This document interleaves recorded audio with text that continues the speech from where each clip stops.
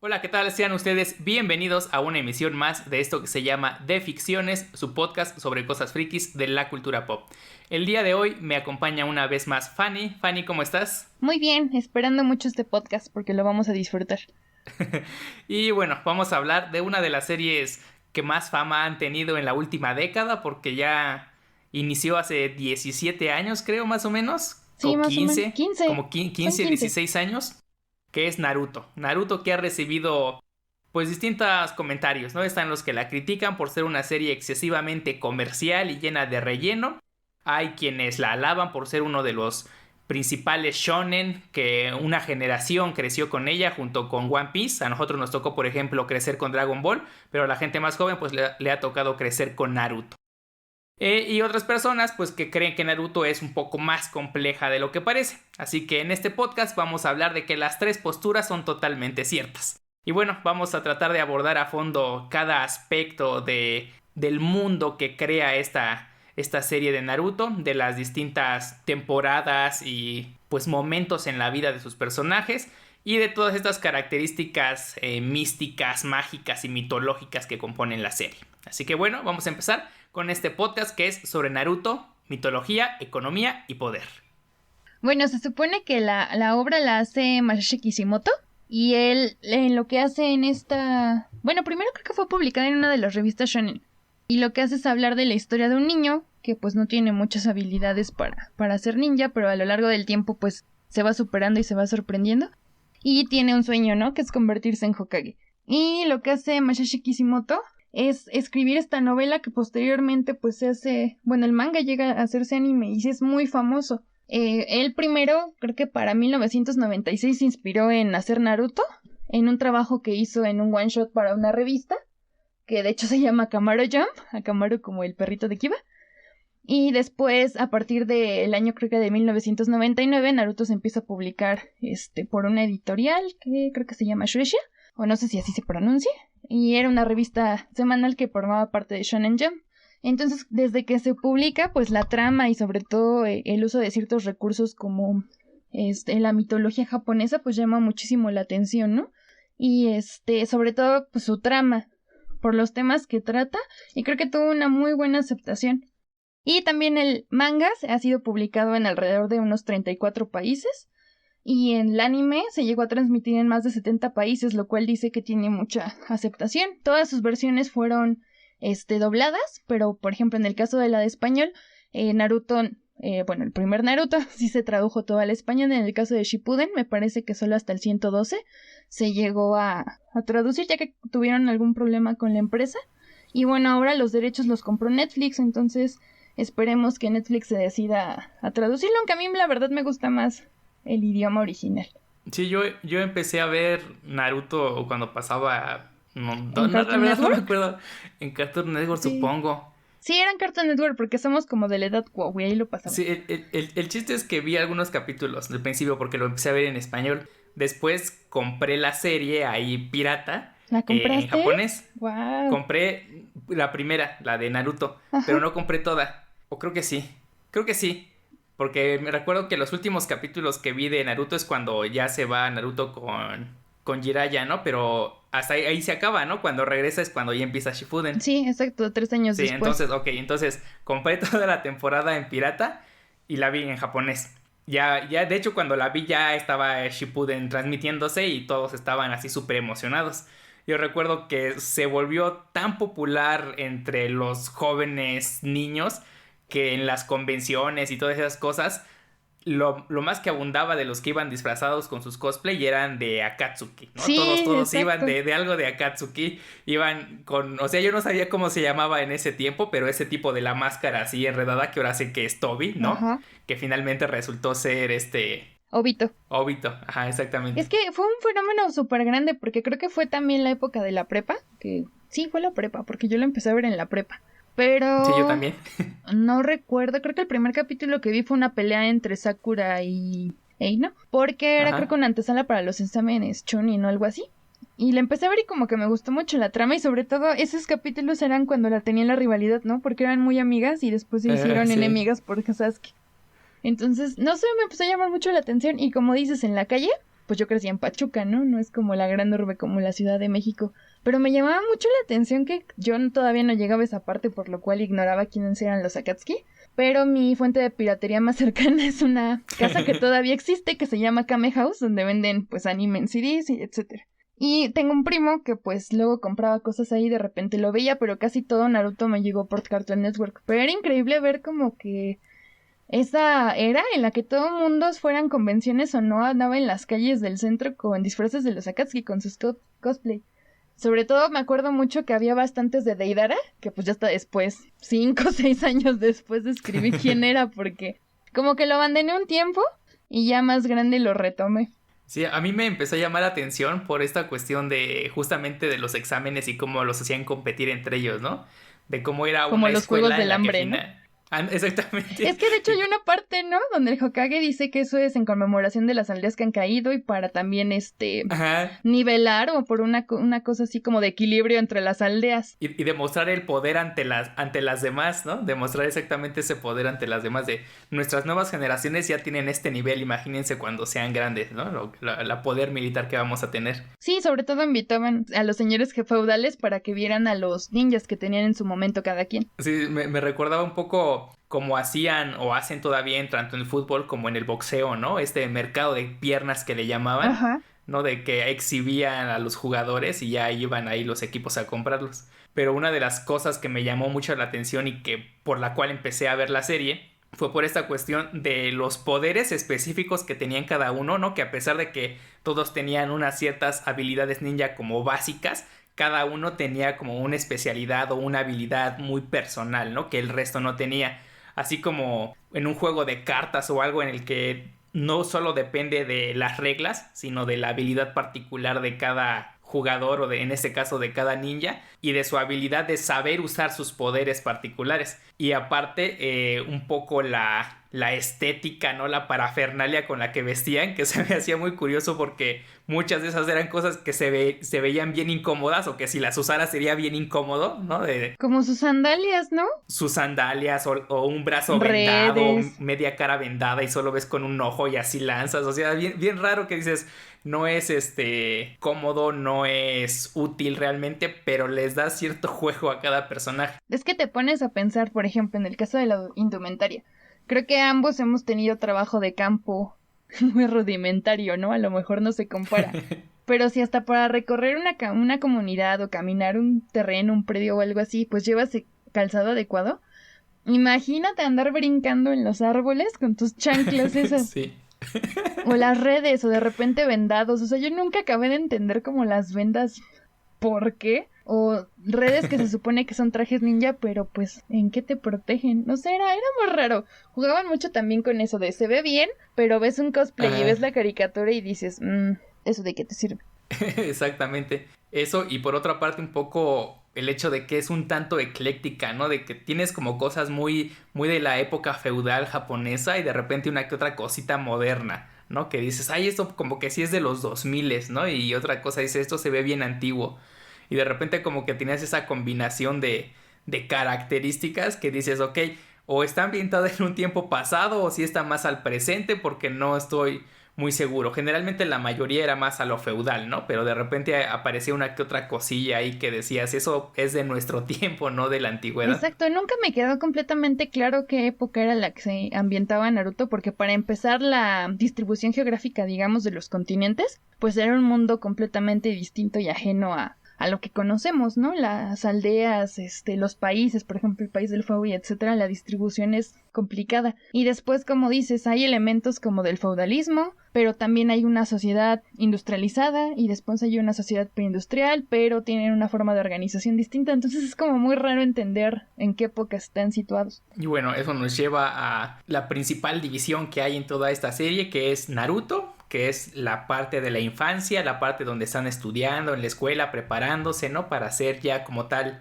ninjas reconocidos, y la parte de Shippuden, que ya son adolescentes, ¿no? Ya llegan a ser adultos en el transcurso de la serie. Y pues la característica más particular de estas series con las que crecen las generaciones pues es su duración, ¿no? Tenemos una primera temporada de Naruto que se compone de 120 capítulos y después viene Shippuden con 500, ¿no? Tiene exactamente 500, que da un total de 720 capítulos de serie de televisión, más todas las películas, los cortos y todos los extras que tienen. O sea, es una cantidad brutal de contenido para ver. Y eso le generó pues también muchísimas críticas porque muchos de esos capítulos son relleno, ¿no? Y creo que es algo que en su mayoría terminamos sufriendo en algún momento porque sí se vuelve un poco desesperante Pues sí. el tratar de ver el capítulo porque estás viendo una pelea, ¿no? Y de repente 3-4 capítulos de relleno que no te aportan nada hasta que regresa. Exacto. Y creo que fue una de las principales cosas que disgustó a muchos y que muchos dejaron de seguirla y empezaron a criticar y a hablar mal de Naruto, de decir que era una simple serie comercial llena de relleno, que no tenía pues ningún valor más allá de captar, digamos, clientela para el merchandising que derivó. Exacto. Es que es muy buena, o sea, yo creo que es de mis animes favoritos, y no que es mi favorito. Pero cuando decidí volver a verla ya como una adulta en Netflix, dije, le dediqué 2 meses y medio de mi vida a ver Naruto, ¿no? La primera. Y Shippuden es la fecha que todavía no lo termino de ver. Porque es mucho, pero, o sea, mi idea, no sé si los demás piensen así, era como aventármela toda con relleno, porque creo que más del 60% de Naruto es relleno. Pero hay rellenos muy buenos, Sí. o sea, hay algunos que valen la pena. Sí, hay muchos que sí son buenos. Sí, después de terminar de verla con relleno, he encontrado algunas guías en internet que te dicen qué capítulos ver para saltarte el relleno y tratar de seguirle el hilo, porque creo que el gran problema es que, como dices, está una batalla o un momento angular y de repente 4 capítulos de relleno y luego regresas a la batalla y hay veces que digo, ¿qué estaban haciendo? ¿Por qué pasó eso? O no sé, hasta este momento de repente digo, ay, ¿cómo fue que Naruto conoció a Jiraiya? O sea, de repente no me acuerdo de algunas cosas muy básicas, precisamente por este problema de ir, volver, ir, volver. Y en algunos capítulos avanzados tienden a regresar también mucho, o sea, si bien no es completamente relleno, pero recuerdan muchos eventos del pasado, entonces Sí. es como, uy, te pierdes. Eso me desesperaba mucho porque hay un capítulo que dura 1 minuto y lo conté 1 minuto. El resto de capítulos son recuerdos de Sasuke de cuando su hermano mató a su clan. Entonces a mí sí se me hizo muy desesperante eso de recordar. Si el capítulo es relleno, sabes que vas a ver algo totalmente nuevo que no aporta nada a la trama. Pero si el capítulo es puro recuerdo, sabes que vas a ver cosas que ya viste. En algunos casos te ayuda como para recordar y volver a tomar el hilo, porque a mí sí me pasa que digo, ay, ¿eso cuándo pasó? O de repente, no sé, en alguna parte de Shippuden cuando aparecen los hitos espadachines de la niebla, dije, ay, ya no me acuerdo de esta cosa, de lo demás. A lo mejor lo único malo de esto es que pierdes demasiado el hilo, como que no puedes conectar las cosas, porque si de repente te enredas mucho. No sé, eso sí es tedioso, pero hay algunos rellenos que lo valen. Sí, sobre todo, o sea, si tomamos en cuenta que yo supongo que en Japón debe ser una publicación semanal, ¿no? Como se fue emitiendo, pues ya después de 1 año en la que pasaron muchas cosas y vas a retomar algo de ese episodio, pues se vuelve necesario, ¿no? Hacer como el recuento de por qué llegamos a este punto, a pesar de que lo que vamos a hablar fue hace tantos meses que se emitió. Tomando eso como consideración, pues dices, sí hay alguna razón para cierto relleno. Algunas pues sí, nada más es simplemente alargar.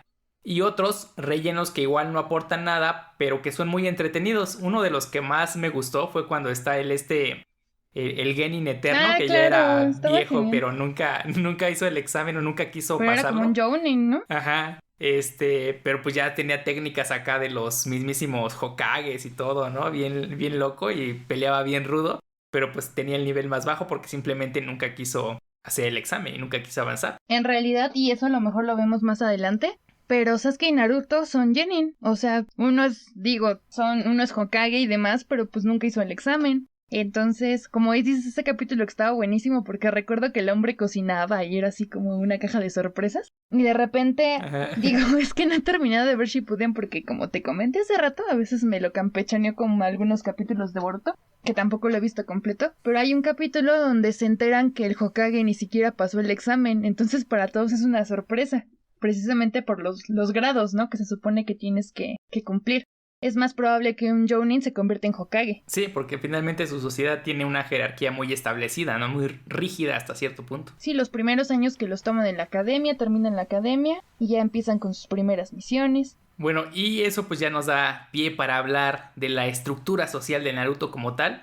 Que en primera pues tenemos las aldeas ninja, ¿no? Las famosas aldeas escondidas de la hoja, de la arena, de la niebla, de la cascada, de no sé cuántas cosas. Hay países y hay aldeas ninja, ¿no? Que, o sea, si bien las aldeas están dentro de un país, tienen como que su propia estructura interna, su propio gobierno. Y tenemos a los Hokages por un lado y a los feudales por el otro. Entonces el Hokage es como que el líder militar, ¿no? El líder de la aldea ninja, el que dirige a todos, el del máximo nivel. Y el feudal, pues es el gobernante del país, ¿no? El que tiene la parte política y económica. Y en conjunción, pues son los que dan gobierno y poder a cada una de las naciones que integran esta geografía ficticia que construye Naruto y que es muy interesante porque a lo largo de todas las temporadas y la serie te va mostrando, ¿no? Pequeños mapas que te explican como dónde está cada uno, cuáles son las fronteras, qué guerras ha habido entre qué naciones, cómo se han dividido, por qué algunas tienen aldeas ninja y algunas no. Por ejemplo, en el caso del Día de la Lluvia, ¿no? Lo recuerda mucho porque se supone que no estaba en ningún país también. Y por eso ahí Orochimaru empieza a hacer sus experimentos y sus investigaciones porque digamos que no estaba bajo sujeción de nadie, que eso tampoco nunca lo acabé de entender muy bien, pero no tenía señor feudal. Y otra cosa que llama la atención es que, por ejemplo, durante la Cuarta Guerra Mundial Shinobi, a los primeros que protegen son a los señores feudales. Entonces habla de esta importancia de que si bien ellos son ninjas y de hecho, pues su sociedad como que se alimenta o digamos que depende de la guerra, porque ellos viven de esas misiones que hacen y que se cobran, ¿no? Y hay de rangos, entonces dependiendo del rango es el precio que te cobran por cubrirlas los ninjas. Exactamente, toda la sociedad se rige a partir de la economía que está basada en la guerra. Entonces, si no hay guerra, no hay un ingreso económico para estos ninjas. Y bueno, además de estas figuras tanto políticas como militares, tenemos otra que son los clanes, que digamos que están en un nivel más pequeño, pero que también tienen mucho poder y incluso son la razón de que derive gran parte de la historia al tratar de destruir a uno de estos clanes que fue los Uchiha, ¿no? Y la pelea inicial que da partida a todo, pues fue la pelea entre dos hermanos, ¿no? Que empiezan a tener sus broncas de quién va a heredar el poder del padre, quién va a dirigir, y pues empiezan a dividir en clanes y cada uno empieza a generar sus propias técnicas, sus propias habilidades, y eso da tanto versatilidad al poderío militar como conflictos entre ellos mismos. De hecho, eso es interesante porque como que todos tienen algún tipo de parentesco con todos, ¿no? Por ejemplo, en el caso de los hermanos que hablas, que se acaba de hacer dos clanes, ¿no? El Hashirama, bueno, el Senju, y el de los Uchiha, ¿no? Con Madara. Entonces, o sea, finalmente como que es un tipo Adán y Eva, pero aquí son dos Adanes los que dan pie a esto, porque se supone que, bueno, hay un sabio de los 6 caminos, que es el que crea el mundo ninja, etcétera. Pero es muy interesante cómo ellos a la vez empiezan a desarrollar sus propios... bueno, tienen clanes y además sus habilidades especiales, ¿no? Entonces, otra cosa es que los protegen. Se evita mucho que, por ejemplo, un prisionero de guerra o algo así tomen el cuerpo de un shinobi porque puede tener información que otro clan de alguna otra aldea pueda robar.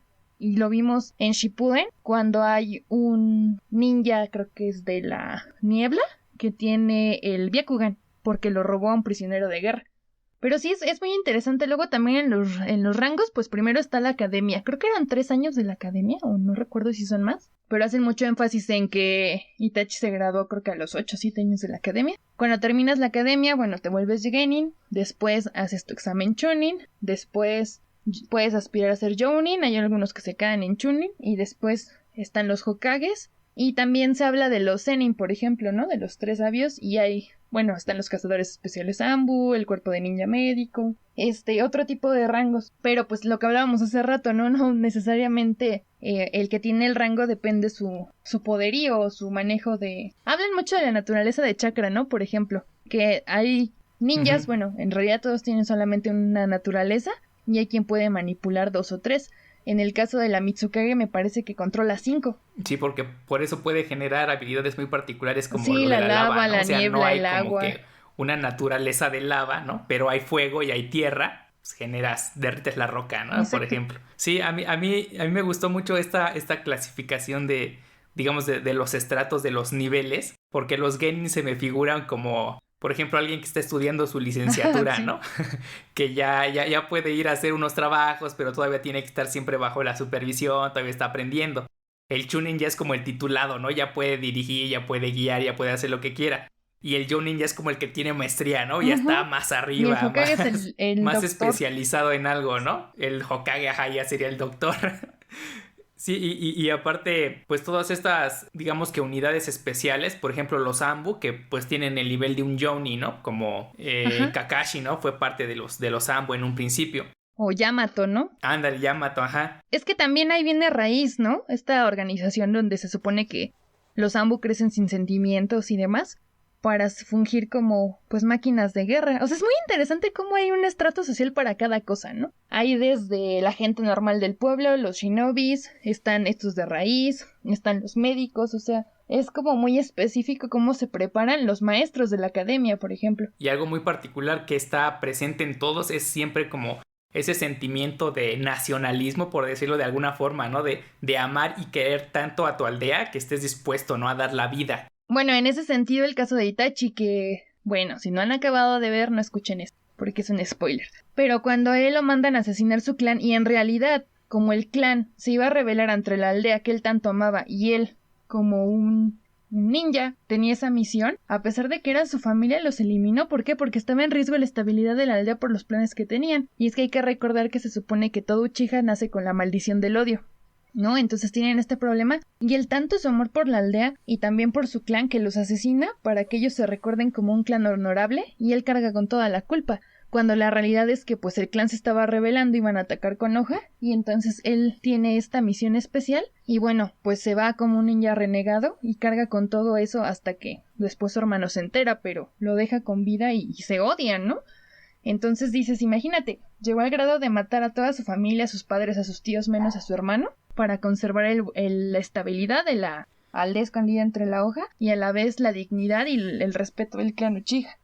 Se sacrifica a un nivel que nadie nunca hubiera esperado, porque cuando inicia sí es como uno de los Sí, villanos que todos lo más odias, ¿no? odiamos, Dices, qué pero maldito, ¿no? después hasta te da tristeza. Pero después sí te da la sorpresa. Sí, sí, sí, o sea, es una...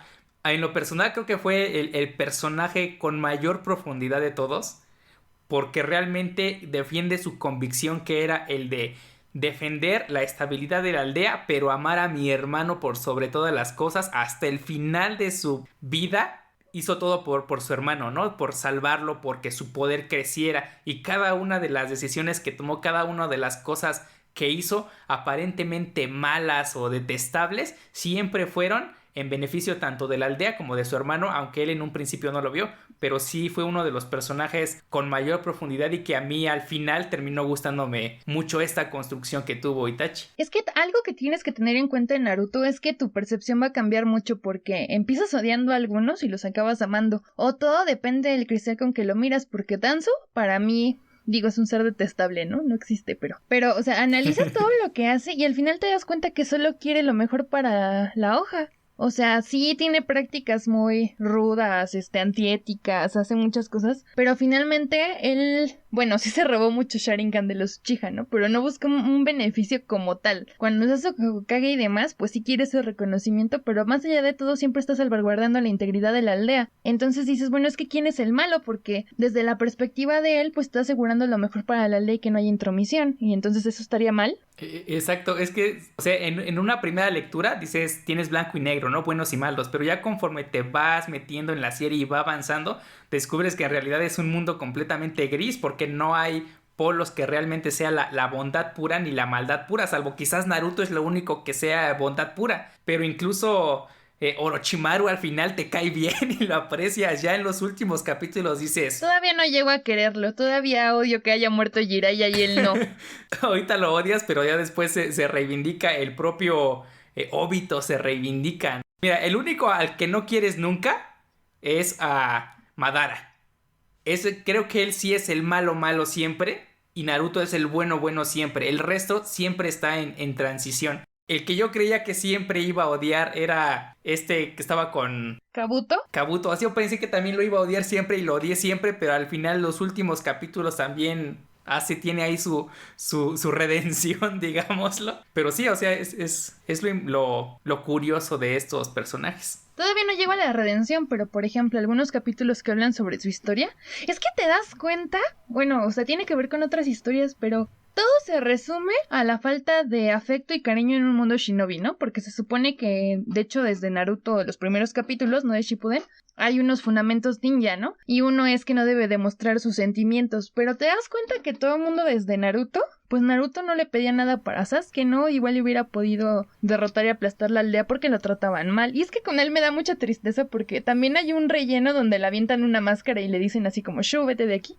que me da mucha tristeza. Entonces, como que abogan mucho por eso, ¿no? Que Naruto quiere acabar con esa maldición de odio y se redime y es muy bueno y en algún momento yo creo que se podría subir una nube voladora y no se caería.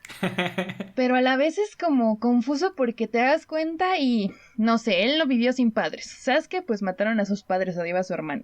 Y así hay muchas historias de que todos tienen familias disfuncionales, monoparentales o etcétera, en las cuales pues siempre sufren porque el afecto, ¿no? A mí algo que me rompe el corazón son las escenas cuando Jiraiya le llevaba las paletas a Naruto que se partían en dos, porque hay un capítulo donde él se da cuenta, Jiraiya, que Naruto está viendo a un papá cómo le comparte esa paleta a su hijo. Y en un entrenamiento llega con la paleta y ves que siempre ya era un rasgo distintivo, ¿no? Que llegaba con sus paletas en el entrenamiento. Entonces me rompió el corazón cuando se entera que murió. Y va a la tienda, a un combini, no sé qué era, hacía medianoche y se compra la paleta. Y yo, ay, no, ¿por qué?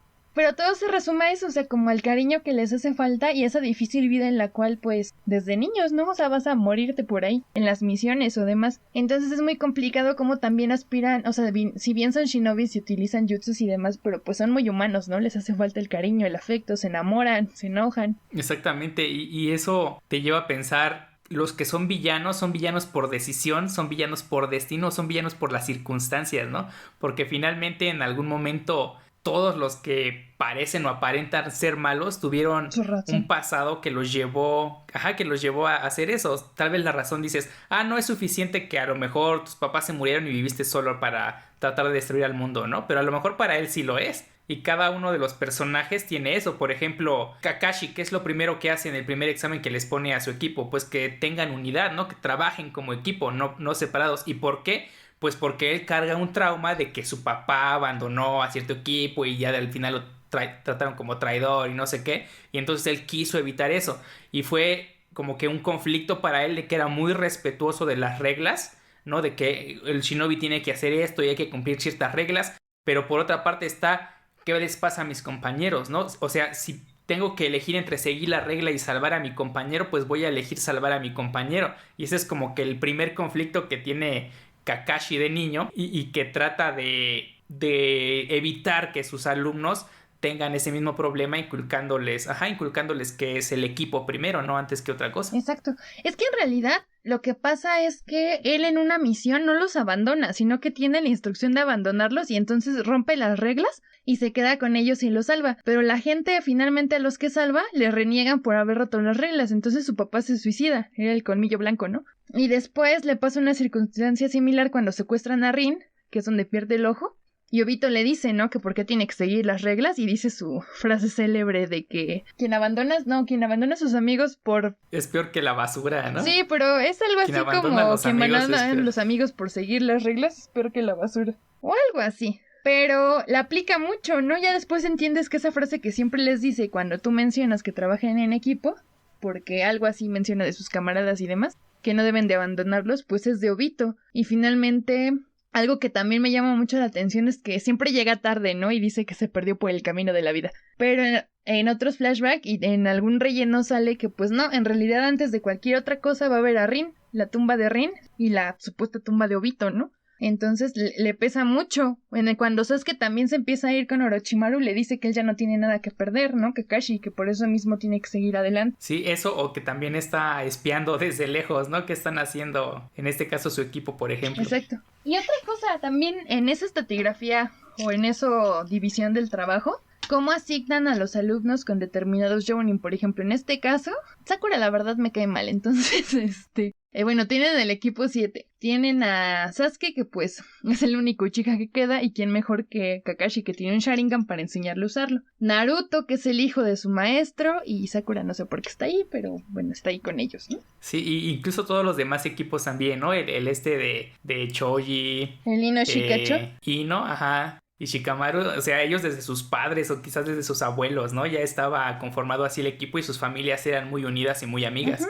Entonces ya era como que lo natural que los hijos de ellos iban a conformar otro equipo. Sí, de hecho tienen una ceremonia de pendientes, o sea, de aretes, en los cuales se supone que los tres son para recordarles que pertenecen a esa organización o ese equipo, ¿no? El Ino Shikacho. Y entonces se los ponen y todos tienen los mismos y pues se supone que supongo que sus abuelos lo fueron, padres lo son y ellos también lo son y supongo que ahora que todos tienen hijos también harán ese equipo porque siempre han tenido esa amistad entre clanes. Sí, y aparte el equilibrio de los poderes que tiene cada uno, ¿no? Porque tienes a alguien que es estratega pero que no es un peleador de fuerza cuerpo a cuerpo, ¿no? Como Shikamaru que tiene... Sí, es de ataque a larga distancia. Ajá. Tienes a Choji que es pelea cuerpo a cuerpo, ¿no? Pelea brutal, fuerza pues imparable, ¿no? Sobre todo, uno de las peleas que más me gusta es esta pelea que tiene Choji contra los que secuestran a Sasuke, uno grandote que tienen este poder que les da Orochimaru. Los que tienen la marca de maldición, solo me acuerdo de la que se llama Tayuya, los demás no me acuerdo. Que con la flauta, ¿no? Pero bueno, el más grande, el más gordo, sí, con el que pelea. Es el primero con el que se enfrenta y cuando se toma sus pastillas, píldoras esas y saca sus alas y pelea casi al borde de la muerte. Ese fue una de las peleas que más me han gustado porque nunca lo habías visto en acción realmente a él porque era el gordito, el que no tenía como que tanta habilidad, tanta capacidad y era el más menospreciado, pero ahí demuestra, ¿no? También la fuerza y el poder que puede tener y pues es de las peleas que más me gustan de Naruto normal. Y por otra parte pues tenemos a Ino que viene del clan Yamanaka, se llama, sí, creo que sí, Yamanaka. ¿no? Que tienen esta habilidad de poseer la mente de otras personas y entonces tienes a alguien con fuerza bruta que va a detener al enemigo, tienes a alguien que lo puede capturar con el jutsu de sombras y tienes a alguien que va a atrapar su mente, entonces por separado ninguno de los tres funciona, pero en conjunto pues hacen un equipo muy bueno. Sí, por eso es la razón de ser de los tres, ¿no? O sea, por eso están juntos porque son como el complemento perfecto y de hecho les tienen mucho respeto.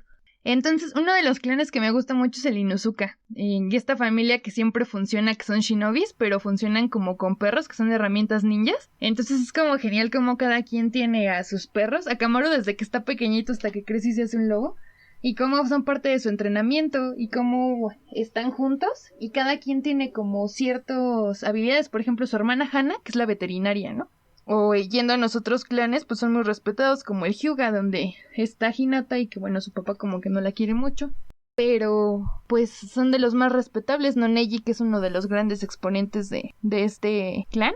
Es muy interesante cómo cada uno tiene como sus estratos. Por ejemplo, Hinata, ¿no? Que es de la rama superior de la familia. Y Neji, que es de la inferior, ¿no? Ella es la heredera, exacto. Entonces, ¿cómo tienen esa marca? Que no es de maldición, pero bueno, es una marca, ¿no? Que los ponen como para que no se revele. Entonces sí es como... Ajá, para que no traicionen. Como muy chistoso, como... No chistoso, o sea, es interesante cómo hay toda esta estratificación del trabajo, jerarquías sociales en las familias, en los clanes, en la distribución, en los países, o sea, sí es como un poco complejo a veces entender cómo funciona todo. Sí, y ya para terminar con estos equipos, el clan de Shino, Kiba y Hinata, que son los rastreadores, los buscadores, ¿no? Kiba con su habilidad del olfato que tiene heredada de este trabajo con los perros, Shino con sus insectos que pueden ir y espiar sin que se den cuenta y obviamente Hinata pues con su capacidad de visión, ¿no? Que no tiene casi puntos ciegos y pues los tres son perfectos para seguir y encontrar al enemigo en dado caso. Y entonces, ¿sabes qué? Sakura y Naruto, su equipo se basaba en ¿qué?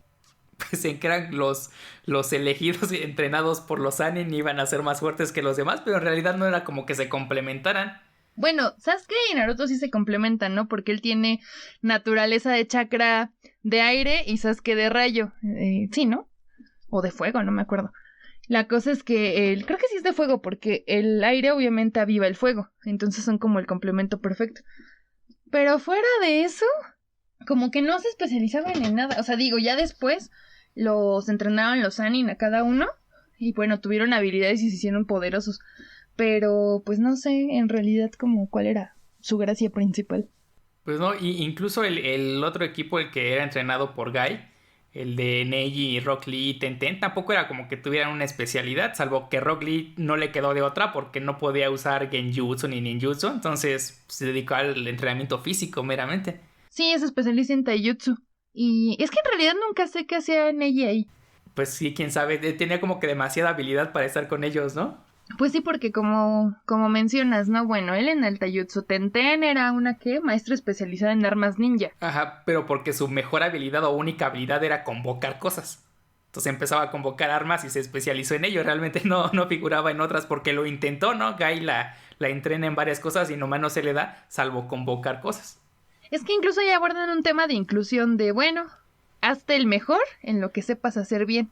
Sí, exactamente. En el caso de Rock Lee, ¿no? De cómo es posible que haya un ninja que no tenga genjutsu, ni jutsus, ni nada, y se hace especialista en taijutsu.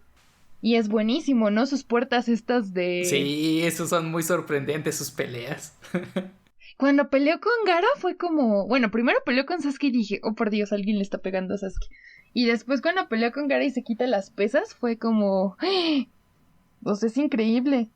No, y después cuando hacen el examen para Chunin, ¿ya lo viste ese capítulo? No, todavía no llego ahí, no me digas. Bueno, ahí también su pelea está buenísima. Y más adelante aún, cuando Guy pelea contra Madara. Ay, Uf. es lo que... Bueno, no he visto esa parte, Uf. pero he visto memes que dicen así de que Madara lo proclamó el más fuerte de todos y dije, oh, por Dios, ¿eso puede ser cierto? Sí, o sea, ¿cuántas puertas eran? ¿7, 8? 8. A Guy abre la octava puerta.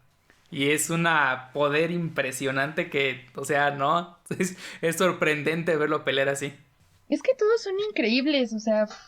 Pero sobre todo sí se ve cierta tendencia a que la más poderosa es Konoha. O sea, las demás Sí. tendrán grandes shinobis y demás, pero digo, bueno, la historia se centra en el protagonista que es Naruto y que es de la aldea de la hoja, pero en cuanto a, no sé, vayamos a Katsuki, ¿no? Esta organización, que si tú analizas los participantes, la gran mayoría proceden de la hoja, o incluso hubo desertores como Orochimaru, que también era de la hoja. Y eso les permite de cierta forma, a lo mejor hasta sin quererlo, porque pues el Hokage, que fue el tercer Hokage, era como muy pacífico, ¿no? Pero aún así como que pasaban por encima de las aldeas pequeñas, de las que no tenían aldeas ninja, que se veían queriéndolo, ¿no? Sometidas a tener que pagar por la necesidad de protección en dado caso, ¿no? Y Akatsuki finalmente lo que hace, y que es el plan inicial original, que realmente era el puro pretexto que explica Pain, era ese, ¿no? Del hacerse del monopolio de la guerra. Exacto. Al obtener a las bestias estas, a las bestias sagradas, para que solo ellos dominaran la guerra, porque él tenía o sea, tenía presente, sabía y entendía que toda la sociedad se movía a partir de la guerra, y si ellos se hacían del monopolio de la guerra, pues iban a tener el control de todas las naciones. Exacto, porque eso creo que no sé en qué capítulo lo explican y de hecho ponen los mapas y dice que cuando ellos tengan ese monopolio de la guerra, pues ya la gente no va a contratar a las aldeas escondidas, sino va a contratar a Katsuki para resolver sus problemas. Y también ves eso, ¿no? Esa parte como de que utilizan la guerra como un modo de producción y entonces quieren hacer el monopolio para que incluso ahora las aldeas escondidas dependan de ellos. Hay algunas como la de... creo que es la de La Roca, donde el Tsuchikage contrató a Katsuki para hacer ciertos trabajos. Sí, finalmente, o sea, esta parte económica de tener el control del modo de producción que es la guerra, o sea, estuvieron muy cerca de conseguirlos. Ya en trasfondo entra Madara, que tenía otros planes, ¿no? Que a él no le importaba eso. Él estaba usando a los Akatsuki porque necesitaba a los Biyus. Y otra cosa que se puede derivar de estas bestias con cola y que podemos relacionar con esta parte de, digamos, el elegir el lado bueno o el lado malo de muchos de los personajes, es cómo las personas, a pesar de que sabían que una bestia con cola era importante para su aldea, ¿no? Porque era una arma muy poderosa, por eso hasta se las dividieron, ¿no? Como para mantener el control, ninguna aldea podía tener más que otras. Seguían tratando mal, despreciando a los que eran elegidos como Jinchuriki, ¿no? Naruto finalmente lo trataron mal y lo despreciaron porque era el niño zorro, ¿no? El que tenía el zorro en su interior. Y a muchos de los que llevaban una bestia, pues también los trataron de la misma forma. Pocos fueron los que sí fueron apreciados y uno de ellos fue Vi, por ejemplo, ¿no? Gaara fue otro que también sufrió un desprecio enorme precisamente por tener este demonio y que era un arma mortal y que todos le tenían miedo. Y bueno, vi a medias, ¿no? Porque también, bueno, si bien ya como Jinchuriki logró muchas cosas, su infancia también está muy fea, ¿no? Recuerdo mucho un capítulo donde él va cantando muy feliz y le avientan huevos y como que no se inmuta, él sigue caminando. Pero es difícil porque tienen un respeto por los villos, pero a la vez recuerdo mucho un capítulo donde Naruto habla con Son Goku y siempre se les habla por el número de colas, ¿no? El Kyuubi, el Yubi, el... no sé. Pero él le dice, o sea, ¿por qué no nos hablan por nuestro nombre? Como Kurama, como el que es Son Goku. Entonces, cuando Naruto se disculpa y le pregunta cuál es su nombre, como que dicen, wow, nunca un hombre se había disculpado con nosotros. Porque es la ambición, o sea, se supone que el sabio de los 6 caminos, pues los deja y después el mundo Shinobi los reparte para tener un equilibrio de fuerzas. Pero aún así, como dices, al Jinchuriki que le toca el papel de contener esta bestia, pues son muchos problemas porque la gente los segrega, porque obviamente hubo muchos muertos causados por ellos, y en el caso de Naruto, que cuando el zorro de las 9 colas atacó la aldea, pues lo ven como ese recuerdo, como en su caso Iruka, ¿no? Que en algún momento se mencionó que pues el zorro mató a sus padres, pero finalmente pues la culpa no era de Naruto. De hecho creo que todavía no llego a esa parte, pero se supone que el zorro fue controlado por un Uchiha, ¿no? En esencia fue Obito el que lo despierta. Oh, sí, fue Obito, ¿verdad? Pero está muy... no sé, o sea, sí, a pesar de que es un mundo niña y es muy rudo, como que se centra mucho en los sentimientos. Sí, y lo vemos, digamos que desde sus primeros enemigos que lo odiaban o lo detestaban, que se fueron o terminaron haciéndose sus amigos todos ellos. Desde Iruka, ¿no? Que no lo quería porque eso fue el culpable de que sus papás se murieran y después se convierte como que en su profesor más allegado y como que la primer figura paterna. Después sigue Kakashi, después... Zabuza, yo me acuerdo mucho de la pelea con Zabuza y... ¿cómo se llamaba este niño? Sí, muy cierto. Ay, no me acuerdo cómo se llamaba, el compañero de Zabuza, pero sí que parecía niña y estaba más bonito que Sakura. Pero en ese sentido, cuando en la Cuarta Guerra Mundial, siendo esa primera parte cuando los asesinan, bueno, en realidad no los asesinan como tal, pero que le dice Naruto a Kakashi que sí es malo, que siente empatía porque eran sus enemigos y le caían bien. Entonces es como de, wow, ese niño se gana el corazón de todos. Sí, exactamente, y al final hasta el corazón de Pain se gana, ¿no? O sea, va a verlo ya cuando, después de que tiene la pelea final con el falso Pain, no el verdadero, el que los manipulaba a todos. O sea, va, dice, sin intenciones de pelear, ¿no? O sea, llega y dialoga y habla y con eso es suficiente para que lo convenza y se decida a traicionar los principios que realmente buscaba Madara al manipular a todo Akatsuki. Y revive a todos.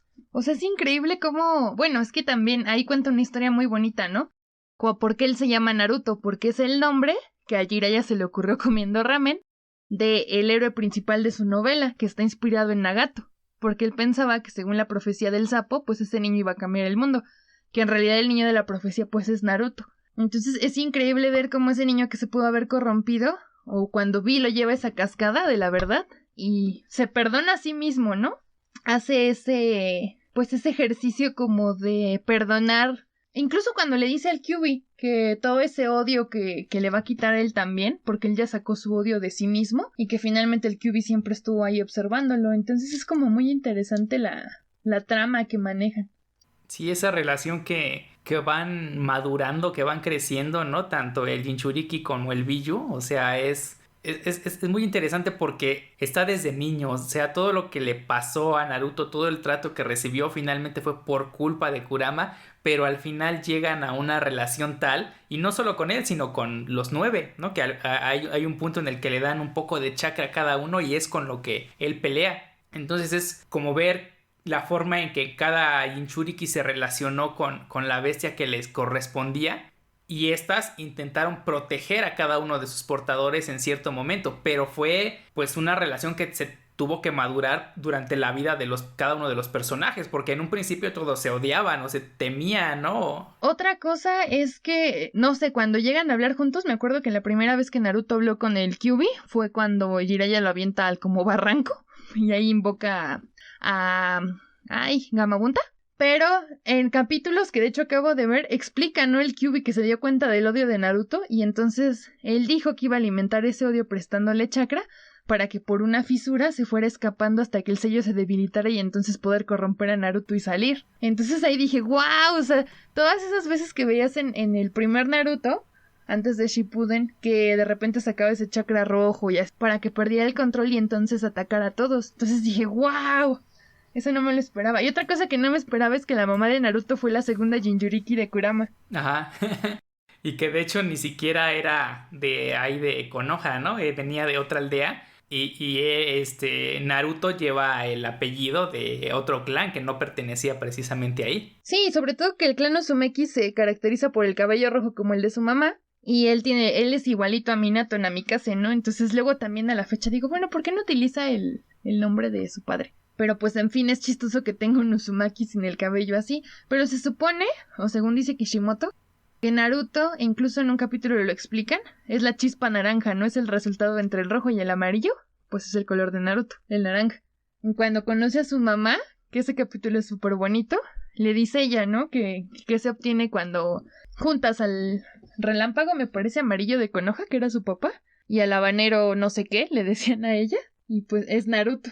Bueno, él dice que es el Hokage naranja. Entonces igual es bonito como explorar esa parte, por ejemplo, de los padres, cómo todo estaba predestinado para que Naruto supiera utilizar a su Billo. Sí, y sobre todo, aparte del destino, como que la planeación de momento, porque finalmente su papá hace todo y planea que en algún momento Naruto iba a llegar a controlar a Kurama, ¿no? Y se iban a relacionar a tal forma que iba a poder usar su poder. Por eso cuando lo sella dentro de él, solo sella la mitad, ¿no? Y la otra mitad se la lleva a él. Sí, que hay una parte donde él la utiliza y dije, oh, por Dios, o sea, eso no me lo esperaba.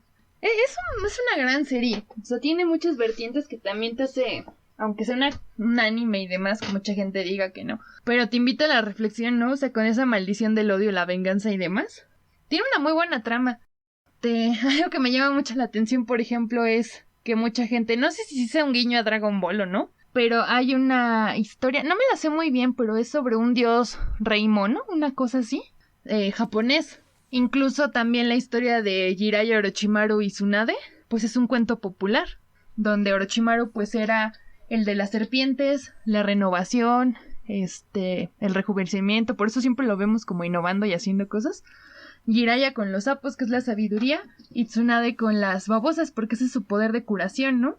Entonces es interesante cómo retoman, por ejemplo, los Pokémones. Hay un Bullpix con 6 colas y me parece que Ninetales es su evolución y tiene 9. Entonces sí son como muchos aspectos que se repiten no nada más en Naruto, sino en otro series o caricaturas japonesas. Sí, hay muchos elementos del folclore japonés en general, tanto en la parte mitológica, con eso de las bestias, con eso de los poderes, porque también el origen, ¿no? De la naturaleza, del chakra y todo eso, pues es mucho de esta visión sintoísta que tienen los japoneses. Por ejemplo, cuando... Ajá, me recuerda a Mushishi. Ah, exactamente, cuando Naruto se va ahí a este país donde viven los sapos a entrenar, cuando empieza a practicar el modo ermitaño, ¿no? Que obtener la energía de la naturaleza, ¿no? O sea... Que es como una Genkidama, exactamente, pero no necesitas que la gente alce las manos. O sea, y cuando pelea por primera vez, ¿no? O sea, es bastante sorprendente, ¿no? Verlo primero con ese chakra rojo que envuelve su cuerpo. Después cuando ya empieza a sacar 4 colas, ¿no? Y toma forma como de zorrito, ya es mucho más poderoso. Después ya cuando controla el modo sabio, que lo controla mucho más que Jiraiya. Y al final, pues cuando ya obtiene ese poder y se vuelve así como anaranjado y todo brilloso y casi es el máximo sabio, ¿no? Sí, es que es bien interesante como esas referencias porque mucha gente, digo, no tiene por qué saberlo, ¿verdad? Pero es como, ay, le copiaron a Dragon Ball o ay, le copiaron a Pokémon. Pues no, eso es parte de la mitología. Yo creo que también si tuviéramos un tipo de manga o cómic mexicano, pues hablaría de Quetzalcóatl y Tlaloc y cosas así que se repetirían, ¿no? Porque finalmente es una tradición, que no nada más se repite en esas caricaturas. Ajá, es algo que vuelve bastante atractivo para el público occidental el anime, porque ves no solo una historia de ficción, fantasía o lo que sea, sino parte del folclore de un país, ¿no? Que eso lo vuelve mucho más rico la historia. Pero es como comparar de alguna manera, no sé, un producto cultural mexicano que se exportó a no sé cuántos países, que es el Chavo del Ocho, con Naruto, por ejemplo. La trama, no sé, los aspectos que se tratan, pues dices, ¿qué onda, no? O sea, porque vas a muchos países de Latinoamérica y les encanta la serie y dicen frases y demás, y piensan que hablamos así, o sea que es algo que nos representa, porque pues sí toma algunos elementos como de las minorías, un país tercermundista, un niño sin padres, etcétera, pero como que y luego te encuentras con esto que habla de la mitología. De hecho, o sea, mucha gente, o en mi caso, es como, wow, quiero aprender japonés, o quiero hacer esto, voy a investigar más sobre este aspecto, sobre la mitología, o quiero ir a este país, no lo sé, o sea, te despierta muchas cosas la trama. Sí, y bueno, un aspecto ya saliéndonos un poco de la mitología que hace ratito más o menos mencionaste y que a mí me parece muy peculiar porque no es que se aborde mucho la sexualidad en este tono dentro de Naruto, salvo Jiraiya, que es el pervertido y escribe sus libros eróticos y no sé qué. Ay, sí. Pero fuera de esa hacerlo sexualidad en el paraíso tradicional, que Kakashi es súper fan, ¿no? De sus libros. Hay algo muy particular que es esta relación como de... ¿Cómo se llama? Que eran los griegos que tenían a sus niños, ¿cómo se llamaban? Es que era cuando los maestros no tenían a un discípulo y creo que tenían una relación... Es que no es homosexual porque es una visión esencialista, sino tenían una penetración con sus alumnos para estrechar ese vínculo, ¿no? ¿O a eso te refieres? Pero bueno, es que lo vemos mucho. Por ejemplo, Zabuza con este niño, ¿no? Había Con otro Haku. que también era de los 7 espadachines, que tenía 2, que lanzaba rayos. Y que también tenía un niño que cuidaba que era como inválido, pero tenía también un poder muy grande este niñito. No me acuerdo cómo se llama. Sí, no me acuerdo también. Tenemos a Orochimaru, que siempre estuvo tras niños, ¿no? O sea, Sí, siempre a los que pero no llegó nada más uno. Era como un tratante. A Anko, a Kabuto, a Yugo, a Karin. A varios, ¿no? A o sea, Guren. Todos siempre de niños. Y siempre vemos uno que es el hombre mayor, como el maestro ya, el que sabe, el gran ninja, y un niño que está a su lado, ¿no? Y hay una relación muy estrecha que, si bien nunca se menciona nada de homosexualidad y nada de eso, es bastante curioso hacer esa anotación que está presente en muchos personajes, que es el hombre mayor y el niño chiquito, y que siempre van de la mano casi recorriendo el mundo, ¿no? Viviendo aventuras, entrenando, y le va enseñando o lo que sea, y que se genera un amor, por ejemplo, de este Haku, ¿dices que se llama? Sí, un amor así enfermo, ¿no? De soy una herramienta. Sí, le voy a dar mi vida por él, por protegerlo. Pero eso pasa también con Orochimaru, Sakimimaru, Guren, o sea, tanta gente que él iba a utilizar como recipiente y que ellos querían ser el recipiente porque admiraban a Orochimaru y querían... Ya no vivían por ellos, vivían para cumplir su sueño, que era algo que decía mucho Haku: yo no tengo sentimientos, soy una herramienta y vivo para que Zabuza cumpla su sueño, ¿no? Sí, exactamente. Como que se volvieron parte, ya no solo de seguidores, ¿no? Sino de él me necesita para alcanzar lo que quiere, y lo que yo quiero es que él alcance lo que quiere. Sí, y sentirme, es que también volvemos a lo mismo, es esa cuestión de necesito sentirme útil, necesito tener un sentido de pertenencia, que tengo un nombre, que pertenezco a algún lado, que alguien me quiere, que alguien se preocupa. Por ejemplo, en el caso de Orochimaru, cuando le dice a Kabuto que se vaya con él, le dice: si quieres saber de dónde provienes y quién eres tú, ven conmigo, ¿no? Sí, o sea, si lo ves desde una perspectiva rara, para mí como que Orochimaru es un tipo Hitler, porque tiene mucho poder de convencimiento, o sea, la gente lo adora o están dispuestos a morir por él, a ser su recipiente, a matar, a hacer lo que él diga, con tal de que él cumpla sus sueños, y no les importa y matan, hacen lo que él quiera, son sus herramientas. Entonces también te habla de una persona inteligente que sabe cómo manipular a la gente, porque en realidad también esa historia se centra mucho en la manipulación. Bueno, manipulan al cuarto, no sé qué es el cuarto Mitsukage, a Yagura, y lo manipula Obito, Obito manipula a Sasuke, manipula a Madara Obito, o sea, todos a Akatsuki, o sea, siempre es una historia como de manipulación, que por muy inteligentes que sean, se dejan influenciar. Es muy chistoso cómo él logra compenetrar tanto a sus mentes, que como Haku no abandonan cualquier esperanza humana y soy una herramienta, úsame, tú quieres hacer esto, voy a hacer que lo logre. O Kimimaro, que estaba enfermo y quería que Orochimaru utilizara su cuerpo y que al final no podía y se sentía decepcionado, entonces su única manera de compensarlo pues era cumplir sus cometidos. No lo sé, y aparte no era una persona, eran muchísimas. Sí, es un personaje bastante interesante en ese aspecto, porque si bien es el malo, pero es el malo y lo logra con una metodología muy fría y muy calculada, ¿no? Y tal vez es el personaje más inteligente de todos los que hay ahí. Exacto, es que, o sea, si tú lo ves como el científico que siempre está buscando conocimiento, es increíble cómo, o sea, su hambre de saber más allá de los experimentos que hace, lo llevan incluso a perpetuarse, ¿no? A buscar la manera de no morir, de buscar estos recipientes, de experimentar y de innovar, porque siempre está experimentando, o sea, finalmente es un científico que está buscando el progreso, ¿no? Lo cual lo hace positivista. Pero desde la perspectiva que él lo busca, pues es todo por algo mejor, porque nunca entendí bien cuál era su cometido, o sea, sí destruir con hoja, pero ¿para qué? O sea, él lo que quería era hacer experimentos, conocer jutsus prohibidos y demás, pero en realidad no tenía como un interés tan maquiavélico en contra de la aldea, ¿no? Pues en realidad no, o sea, digamos que su odio hacia la aldea se derivó de que no le permitieron lograr su meta, que era conocer todos los jutsus del mundo, ¿no? Y dice, pues es que una vida no te va a alcanzar para eso. Ah, bueno, pues voy a conseguir un jutsu que me permita tener la vida suficiente para conocer todos los jutsus. Exacto, porque incluso el Edo Tensei, que fue así como el jutsu prohibido más horrible de despertar a los muertos y hacer que pelearan y demás. Digo, es de un genio, ¿no? Como estuvo excavando tumbas y haciendo un montón de cosas y logró traer a los muertos a la vida, o sea, romper esa barrera.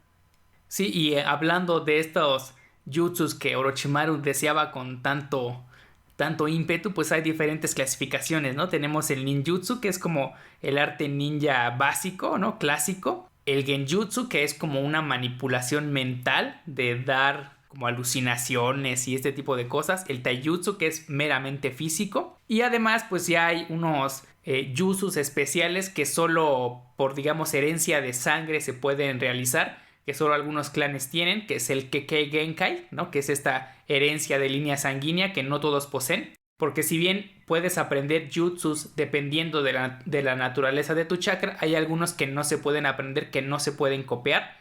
Por ejemplo, con el Sharingan no puedes copiar los Kekkei Genkai porque esos son exclusivos. Mientras que sí puedes copiar cualquier otro de otra naturaleza, ¿no? Porque eso te lo permite. Algunos eran, por ejemplo, el propio Sharingan, el Byakugan, ¿no? Esos son de herencia sanguínea.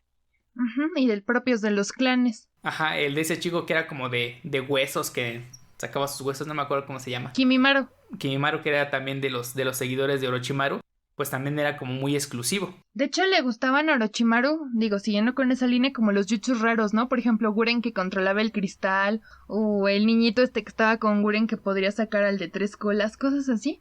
Y estas especialidades, ¿no? Por ejemplo, los genjutsus, o algo que me recuerda mucho ahorita a Orochimaru hablando de genjutsus, pues es los Uchiha con el Sharingan, porque creo que él quería el cuerpo de Sasuke precisamente porque nunca pudo tener a Itachi. Y que la vez que trató utilizarlo de recipiente, pues siempre dice esa frase, ¿no? Esos ojos que siempre no me dejaban.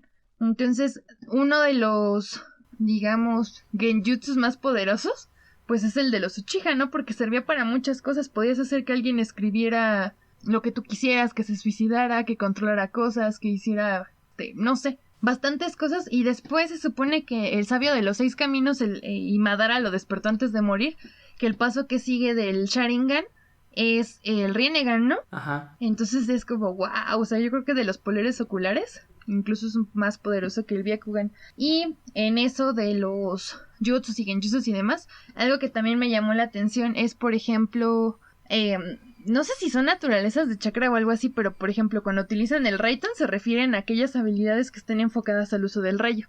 O el futón, por ejemplo, que es fuego, cosas así. Entonces, también cada elemento, lava, niebla, tierra, agua, etcétera, tierra, ajá, exacto. Entonces es muy, muy interesante cómo conviven con eso. Sí, como cada uno, o sea, a pesar de que es, por ejemplo, tierra, ¿cómo se llama el tierra? ¿Tsuchikage? El Tsuchikage, ajá, que hace ese poder como de un triangulito y de repente es una explosión masiva, o hace muy pesado algo o hace muy ligero algo, ¿no? Como propiedades de la gravedad, y por eso es el que puede flotar. O que incluso puede desmaterializar o descomponer, no sé. Hay una donde Madara invoca uno de sus jutsus máximos, que es como un meteorito gigante, y entonces el Tsuchikage con su propio jutsu lo va haciendo cada vez más, más ligero al meteorito hasta que lo destruyen a golpe. Ajá, entonces es... O al Raikage también, que es muy rápido, lo hace más ligero para que se pueda trasladar más rápido. Exactamente. Es que son habilidades como cuánticas, sí, físicas, no sé. Están bien extremas las de los Kages. O incluso Tsunade, por ejemplo, con su regeneración divina, que bueno, ella es del clan... Sí, bueno, no es el clan Hashirama, pero es descendiente del clan Senju, creo que sí es. Hashirama es el primer Hokage. Y que tiene el Motón, creo, no sé. no me acuerdo cómo se llama el elemento madera, pero ella no lo tiene, pero por ejemplo tiene esa regeneración. O ella desarrolló sus propios jutsus, por ejemplo, donde acumula chakras, o sea, cosas así que a la vez te dan muchas opciones. O sea, sabes que hay ciertos elementos, pero al combinarse las opciones son infinitas. Sí, exactamente. Es que es esa como viabilidad de la parte de la naturaleza, ¿no? De los elementos naturales, de la parte como mística, mágica, ¿no? Y de la parte científica, que al conjuntarse pues te van dando los diferentes jutsus o habilidades ninja o herramientas ninja. Por ejemplo, las herramientas que usaba Asuma, ¿no? Que como que las cargaba de su chakra y entonces les podía dar más velocidad, y que después Shikamaru retoma y entonces lanza esa misma cuchilla ya cargada con su chakra y puede extender su sombra, ¿no? Entonces son como el elemento natural con el elemento místico, con el elemento material científico, ¿no? Porque eran cuchillas especiales que podían cargar el chakra. Entonces toda esa combinación que permite dar los diferentes poderes es lo que lo hace bastante entretenido, ¿no? Porque no es solo el ki y ya, ¿no? O el puro chakra y ya, como dependiendo la serie, sino que es eso más el elemento natural que manejes, más la habilidad que tengas, más el jutsu particular, más las posiciones de manos, por ejemplo, ¿no? Que cada una permitía liberar sellos específicos para hacer un manejo de chakra enfocado en un poder o en un ataque particular. Exacto. De hecho, algo que no analizamos profundamente, pero es muy importante, es eso, el chakra. O sea, que es como el alma, por así decirlo, o sea, que se segrega hacia todos los puntos del cuerpo, que por ejemplo los Hyuga, ¿no? Con el Byakugan dominan bien dónde están los puntos de chakra y la liberación y demás. Pero está increíble cómo agotan sus reservas, ¿no? Y entonces tienen que descansar y demás para que vuelva a funcionar. O sea que todo, los jutsu, los genjutsu, el taijutsu y demás, finalmente depende de tu capacidad de acumular chakra y también de distribuirlo. Porque algo que le criticaban mucho a Naruto es que no tenía un excelente manejo de chakra y entonces desperdiciaba mucho para hacer pocas cosas. Pero no lo sentía así porque tenía el chakra del Kyuubi. Sí, le sobraba. O sea, también es el elemento ahí orgánico, ¿no? De cómo tu cuerpo maneja el chakra, cuánto puede soportar, qué límite tiene. Por ejemplo, yo recuerdo que Shikamaru se cansaba rapidísimo cuando atrapaba a alguien con sus sombras, ¿no? No duraba mucho.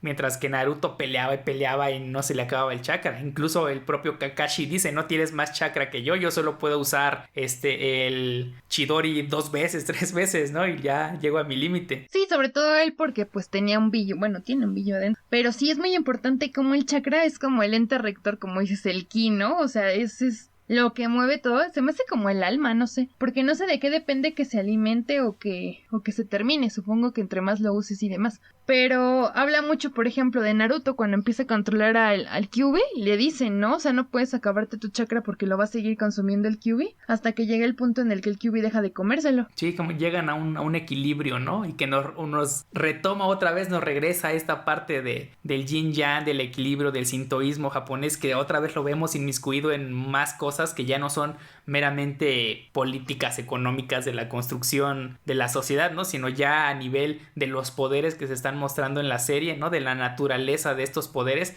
todos tienen una explicación y la mayoría de ellos pues se aboca a algo de el elemento religioso o tradicional japonés. Ajá, como el modo sabio en sí mismo, ¿no? Esa capacidad de percibir a través de las cosas, o en su momento el Setsu, no me acuerdo si el negro o el blanco, no, era el negro, que tenía la posibilidad de espiar todo porque él decía, se esconden de mí, pero yo soy el bosque, soy las plantas, soy los árboles, o sea, habla mucho de la naturaleza, por eso digo que me recuerda como a Mushishi, o sea, que todo tiene vida y todo tiene que ver.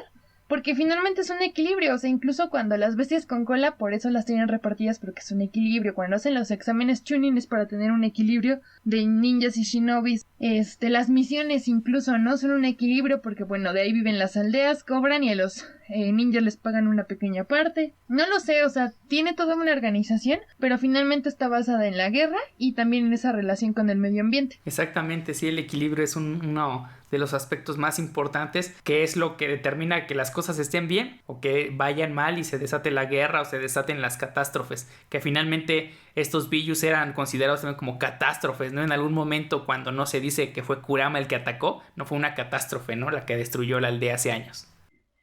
Exacto, pero también tiene que ver con mucho como con la actitud o con los momentos que se están viviendo en esos entonces, porque no sé, me recuerda mucho a un capítulo de Avatar, cuando había un como espíritu panda que atacaba a una aldea, pero era porque estaban quemando el bosque y demás, ¿no? Entonces, esa cuestión de los espíritus, pues los villas hasta cierto punto son espíritus, ¿no? O sea, después se materializan y demás, pero cada uno tiene atributos también o habilidades, por no llamarle poderes, que tienen que ver con ciertos elementos, ¿no? Son Goku y la lava. Chukaku, que es la arena, ¿no? Exacto, el Chukaku la arena, que es un comocito de arena. El Matatabi, que es como un fuego azul, ese es el gato. Y no sé, o sea, todos tienen que ver. Hay insectos, hay mamíferos, hay reptiles, no lo sé. Representan los distintos reinos de la naturaleza y los distintos nichos ecológicos, ¿no? También. Y que eso también se habla y se critica, por ejemplo, en la princesa Mononoke, ¿no? O sea, sobre los espíritus del bosque y todo eso. O sea, es parte del folclore japonés, de la forma en que ven y entienden la naturaleza. Sí, es que es esa cosmovisión en la que finalmente se basa todo, ¿no? Y bueno, para concluir también, este anime terminó creo que el año pasado o este año, no me acuerdo. No, fue el pasado, ¿verdad? Ya con sus 500 capítulos y se estrenó Boruto, que bueno, ya vi una película sobre Boruto. Y en la actualidad se publica un capítulo a la semana.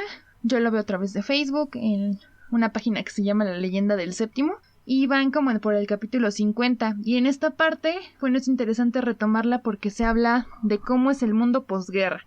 Es decir, después de esta gran alianza mundial Shinobi, cómo se vive después de la guerra, la estabilidad, la llegada de la tecnología, la nueva conformación social, Naruto como Hokage, que es algo muy importante que yo en lo personal hubiera preferido que hiciera Hokage terminando Shippuden que en Boruto porque ya fue como más irrelevante. Y también se explora esta nueva relación de Naruto como padre, como esposo, como Hokage y vemos a todos los viejos personajes aquí como se desenvuelven ahora con sus familias. Que también algo que me molesta un poco es que la gran mayoría de las que se vuelven madres pues están retiradas completamente de la vida ninja. Pero pues vale la pena, ¿no? O sea, no me encanta tanto, pero vale la pena como para explorar estas fases porque finalmente pues el progreso, por así llamarle, llega, la modernidad llega y entonces es otra perspectiva de Naruto ahora con una época de paz entre comillas. Sí, yo no he visto ningún capítulo de Boruto hasta el momento, pero pues sí he escuchado comentarios de que ya es como otra visión, ¿no? Incluso otras temáticas las que se abordan precisamente porque ya no tenemos a la guerra como el principal motor de toda la sociedad, como lo habíamos tenido en las dos series de Naruto anteriores. Así que bueno, como ustedes escucharon, Naruto es más que la serie de relleno comercial, como muchos han pensado. Tiene más mensajes que el obvio, que es el de ser una buena persona y esforzarte por lo que deseas y tus metas sin importar nada y cuál haya sido tu pasado. Ya vimos que hay cuestiones políticas, cuestiones sociales, cuestiones científicas de la naturaleza, del folclore japonés, de las tradiciones, que hacen que a pesar de que no es una serie como para romperse la cabeza, que sea así súper complicada y profunda, pues sí tiene sus elementos bastante particulares que te invitan a reflexionar, ¿no? A pensar sobre cuáles son las decisiones que pudo haber tomado el personaje y a lo mejor te ves reflejado en alguna de ellas, ¿no? Muchos de los chavos, sobre todo cuando van en prepa o así que empiezan a ver la serie, pues es esta parte de Naruto, ¿no? De que el que no se rinde, ¿no? El que se esfuerza al final. Pero finalmente hay más trasfondo en la serie que se puede analizar, que se puede comentar. Y bueno, esperamos que al menos algunos aspectos les hayan quedado más claros o les haya resultado entretenido de lo que hablamos el día de hoy. Es una muy buena serie y que recomiendo que vean este anime, también que consulten el manga porque hay cosas que como todos no se siguen al 100%. Pero que si están decididos a terminarlo o nunca lo han visto, pues sí se van a llevar mucho tiempo. Así que mucha paciencia porque no nada más es Naruto Shippuden, sino que son todas las películas y después pues aventarte el manga o ver todo otra vez para entenderle. Pero creo que vale mucho la pena, o sea, la trama vale cada momento perdido ahí. Eso sí, si deciden verla, tengan paciencia porque eventualmente en algún momento se van a desesperar, se van a aburrir. Yo hubo un tiempo que vi, no sé, hasta la mitad de Naruto normal, después pasaron como 3-4 meses que decidí volver a verla, pero así, poquito a poquito se va uno avanzando. Así que bueno, pues les agradecemos por escucharnos en el capítulo de hoy. Recuerden seguirnos en nuestras redes sociales, en Facebook y Twitter nos encuentran como Café Anime Live y también en el blog cafeanimelive.com donde publicamos más cosas sobre reseñas y cuestiones sobre ciencia ficción. Y en este podcast de ficciones que pueden descargar de iVoox, Spreaker y iTunes. Así que bueno, nos vemos en el próximo capítulo. Adiós. Bye.